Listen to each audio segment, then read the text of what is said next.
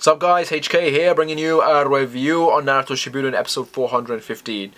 Ladies and gentlemen, canon is back, baby, and it was an awesome, seriously, it was actually a very good bloody episode. So first of all, for those of you who read the manga, they pretty much went through all of the Infinite Tsukuyomi dreams, and for your anime viewers, they extended some of them. We ended up getting Sai's dream, Konkuru's dream, and Tamari, which I personally liked. I loved seeing Konkuru, just because in the manga we never really found out what happened to him, if he got captured or not. He wasn't really there during the whole Shinobi Alliance thing, so it was nice to get some sort of confirmation there. And his dream was kind of funny, what with the whole East puppet being a Megazord or something, or a Wingdom Gundam or whatever you call it. So that was weird. And again, we pretty much went for everyone else's dream. They kind of skipped Tenten's because we already got like a fucking story arc with like a two-part, so we don't need to see it again. We got a bit of Tobirama being a badass and trying to cut Karin and Kabuto off from the trees, but those trees just keep, wrapping them around, bring them back up into it. So yeah, no good there on that front.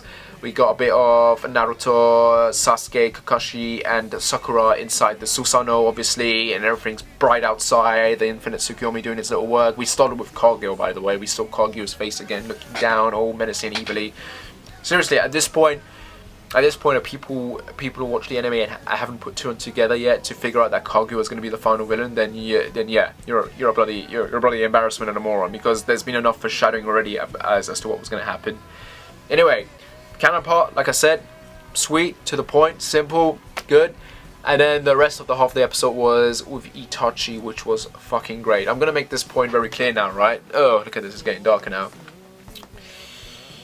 Okay, so first of all, this is based on a novel, right? The novel technically is canon. It was approved by Kishimoto. He worked on the artwork. He gave some advice so it could fit in. So technically speaking, canon is officially back. It's just, it's not doing the manga, it's doing the novel. That said, I'm getting the impression this is probably going to be a short storyline. I'll get to that in a minute, because there's been a new blog post that hints at the end of Shippuden and how many episodes we actually got remaining on that front, but I'll do a separate video on that. For now, the episode itself. So we start with mini Itachi the kid, if you will, Itachi as a child, as a 4-year-old, rushing through the battle zone. It's the end of the Third Great Ninja War. Comes across a battlefield of dead corpses. He tries to help an enemy, and the enemy then tries to kill him when he realizes it's an enemy himself. And Itachi, like a badass, without even looking, just fucking cuts him down. And his dad's there watching all of this. He asks his dad why this is happening, and his father, Furoku, whatever he's called, explains that it's not a battle between people, but between nations, and that there's this war. So this kind of bucks Itachi up mentally when he sees all of this carnage. And then we've got the funeral of everyone standing there. You've got the Uchiha like mentioning about how Itachi's dad is an idol candidate for the 4th Hokage position, and they also mentioned Kakashi and his eye, and about how they should get it back. But Itachi's dad's trying to keep the peace, he's trying to keep it cool, so he's being all chillax and all that.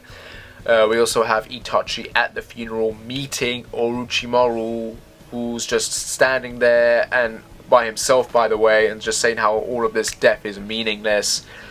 And even Itachi comes up to him and asks him what the meaning of life is, and Orochimaru telling him that a meaningful life is one that's eternal. So a bit of a nice introduction there, really seeing Orochimaru into his mind and what it means.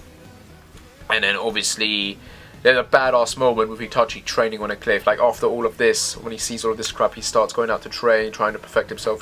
He jumps off a cliff basically, and he's using his kunai to skid down the mountain, and it's pretty bad. It's a pretty badass moment. The animation here, the artwork, it's all crisp, it's all nice, it just flows nice. You can tell there was a lot of focus and love put at work here. Like this, you watch this and you kind of get the feeling that this isn't your typical filler. It doesn't feel like filler. It feels like something that would be part of a main series. So it's got that kind of high quality level of feel to it. Feel, that's what I mean. Not look, but feel. So you can tell already this is meant to be like a lot more care has been put into this than the fucking previous arc, because seriously, like after those crappy 20 episodes, this episode just kind of made up for all of that in a big massive way.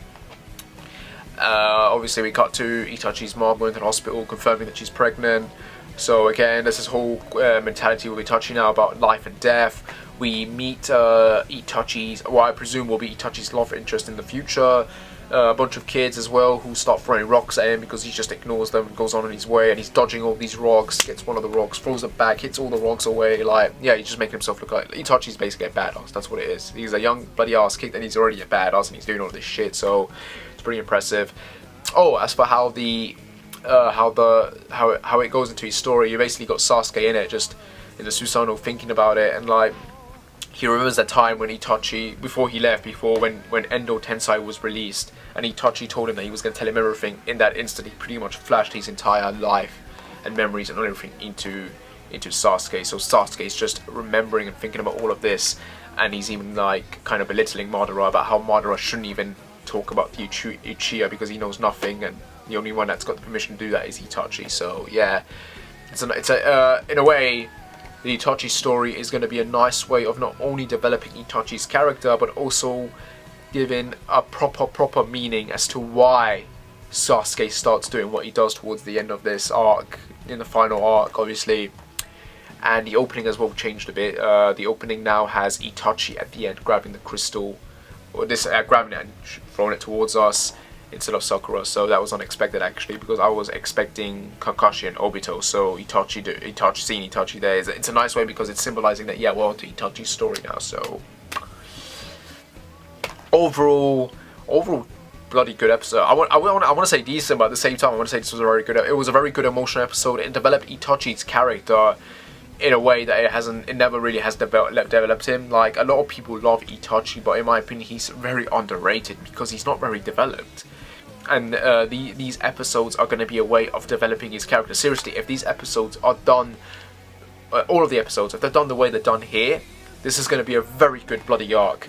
And hopefully it's going to be a short arc, not 20 episodes long, because if it is, that's just going to kill it. No, it needs to be at least I'm hoping it's 9. I'm hoping that schedule thing, whatever it was that we saw that was posted on Studio Perry's blog, is a sign that no, that is going to be 9 episodes long. So fingers crossed. And I'm going to get into more about the end of Shippuden in the next video, because there's been a bit of a hint that, yeah, that might be the case. So yeah, guys. Anyway, I hope you liked the review.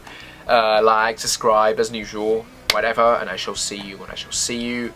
Definitely give this episode a watch if you just want to see some canon in it. But if you love Itachi as well, seriously, you're not going to hate this. You're going to love it. It's freaking great, actually. So hopefully this quality will remain throughout the rest of this arc, and then we'll finally be back to proper canon.